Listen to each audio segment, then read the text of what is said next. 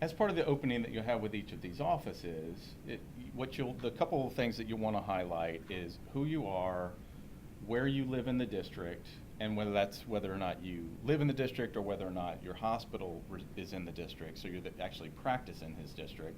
And then also to be able to share sort of that personal story. We're both former congressional staffers ourselves, and that's something that really resonates when you can talk to a member of Congress or their staff, and either one of those is going to be an important meeting. If you can share with them, like, look, on the shift I was just in a couple days ago before I came to Washington, D.C., this is what happened. Or I've seen this so many times in the emergency department, this is why this legislation is going to be important for us. So those are going to be some of the key factors. So in this scenario, let's say Ryan's the congressional staff person who's doing the meeting, and I'm coming in as the ACEP member. You know, we just start off. Hi, Ryan. I'm Brad Gruen with the Emergency Physicians. It's nice to meet you. First off, I'd just like to thank you for taking the time out of your busy schedule to meet with us today. I'm an emergency physician in the district. I live in the district, and I also practice in the district at St. Mary's Hospital. Oh, great. And this is my first time doing all this, so you'll have to bear with me. If you ask me anything that gets beyond my knowledge, I'm obviously going to refer you to our ACEP professional staff. But for now, what I'd like to talk about is, what I do on a daily basis, what it's like to be an emergency physician these days, how our role of providing care in this healthcare system is unique, and also tell you about some of the patients I'm seeing who are your constituents. Right before I came up here, I saw 3 people who had this same problem, and those are the kinds of things that we really need to address if we really want to resolve this issue that we're facing today. And again, a little bit after you get in and do some of sort of the personal background that you have about yourself, where you are, introduce obviously the other emergency physicians if there are more than one of you in the meeting at that time, and start that interaction, and then we'll get to the sort of the meat of the issues later today. Hi, I'm Congressman McBride. I've got to go vote here in a few seconds, but just wanted to sit down with you guys. And already on the bill, we love what you guys do, but tell me a little bit about what's going on. Well, we appreciate that, and thank you so much for being on the bill. It's really important to us. As you know, right now, what we're trying to do is build up support so that we can show the committee leadership and the leadership in the House and the Senate that there's a lot of interest in this legislation so we can possibly move this forward. So you adding your name as a co-sponsor is really vital to our efforts, and we can't thank you enough for doing that. If you've got to run, we understand.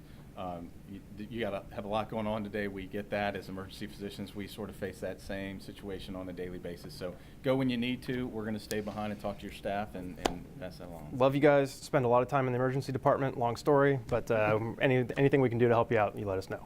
Great. Thanks, Congressman.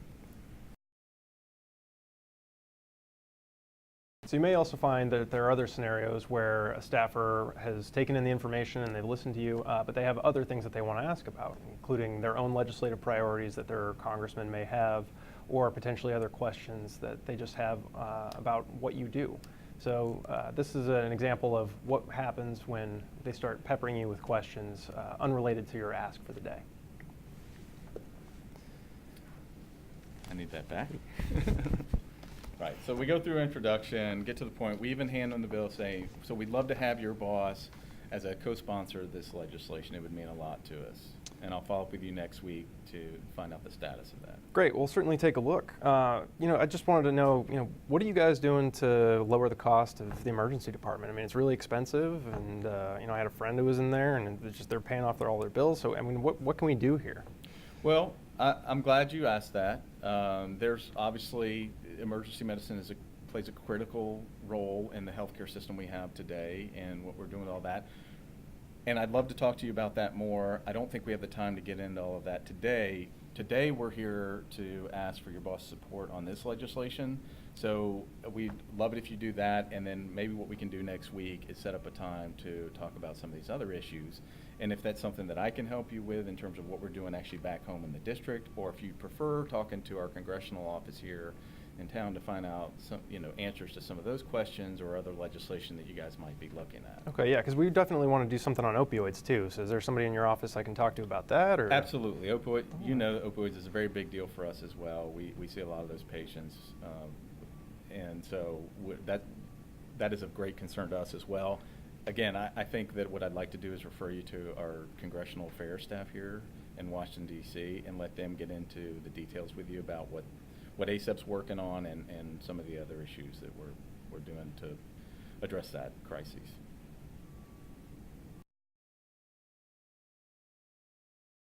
So in this scenario, we'll get to some other, you've seen other scenarios play out where they ask additional questions, maybe off topic. Sometimes and often they might even get into, they have very specific questions, but about the legislation that you're there to talk about for that day.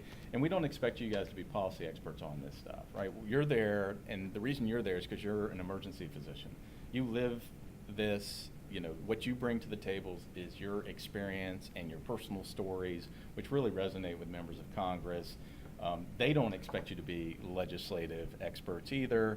It's what Ryan and I are here for. It's what we do for ACEP. We're the Congressional Affairs team, and these are exactly the kinds of questions that we get often and have responses for. And if we don't have responses, we'll find the correct response for them. But this is just another scenario where people start going beyond your level of comfort or knowledge about the legislation that you're there to talk about that day. So we come in, we've done the introduction. Here's the bill. I'd love to have your support. Okay. Do you know who else is on the bill? I don't actually know who else is on the bill, but I can have our ACEP staff get back to you with that answer. Okay. And has it been scored by the CBO at all? Yeah, I don't even know what the CBO is or what a score is, but yeah, again, those are some specific questions that I know that our ACEP people have the answer to those things. I just don't know it off the top of my head. So what I'd like to do is have them follow up with you after this meeting. Okay. And has it gone through committee yet?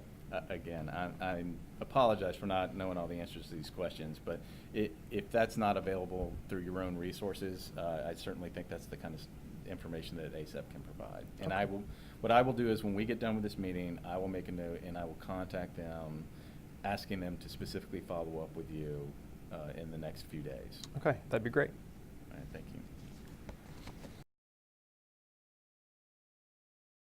So in this scenario, we're going to go over what happens if the conversation isn't as free-flowing as some of the others, or if a staff member isn't asking any questions, or if they give you a blank stare, which does happen every once in a while. So we're going to give you a few ways to move along with the conversation, and just remember to share your story and make your ask, and move on to the next meeting. Yeah, so what we'll do is we'll kind of perfunctorily go through the handshake greeting and get sort of to the interaction what it might look like for something like that. Hey Ryan, I'm Brad with Emergency Physicians. Nice to meet you. Good to see you. Well, we know you're busy, so we don't want to take up too much of your time. The reason we're here today, and this is sort of the usual introduction that we talked about before. I'm Dr. So-and-so, this is where I practice, this is, you know, my affiliation with this congressional district or the state and why this is important while we're here. And then as we sort of come back around, and even throughout that, probably won't get a whole lot of reaction from this individual because they're just sort of absorbing that information at that point until we get to the heart of the matter and we start getting into legislation. But what's important is to recognize, you know, sort of the cues in the room and body language. And if this is somebody, maybe it's just their personality, they're just not very talkative, maybe this is how they process information. You know, maybe you were supposed to have a meeting with one staff person and they weren't available, and this is the fill-in, and they don't even do healthcare. So they're scared to open their mouth because they don't want to say something that is wrong and that's embarrassing for them. So there's a number of reasons why this could be taking place. Could just be personality. So right. Once we get to that point, you'll kind of pick up on things as Ryan, playing the staffer here, will do, that I think will give you a sense of what's happening, and as he mentioned before, what you want to recognize the situation, understand that the best we're going to be able to do here is pass along the information to the office, talk about a follow-up with them at a later date, and to move on to the next meeting. There's no sense sitting there having awkward silences or really trying to beat this person to death with the issue that you've got when they're just not really receptive to that message. So we get to the message part, and I'm saying, well, we had this legislation that we'd love to talk to you about. Go ahead. Yes, it's important to our Actually, one second. patients, your constituents. I mean, this is life or death type of information. And so what we'd like to do, I think we're going to leave behind this folder for you so Okay, that you can great. review this information. Ultimately, we'd love to have the congressman's support Okay. or congresswoman's support as a co-sponsor. I'm going to follow up with you next week to see where things stand or see if there's any more information we can provide. But the key and essentially what this does is, X, Y, and Z. I'd like to leave that with you. Please tell the congressman that we stopped by and that we appreciate what he's doing, and we'd love it if you'd take a look at this and consider co-sponsoring. Okay, I actually do tax reform, but I'll pass this along to our Health LA, but I appreciate you guys stopping by, so Great. thank you. Thank you.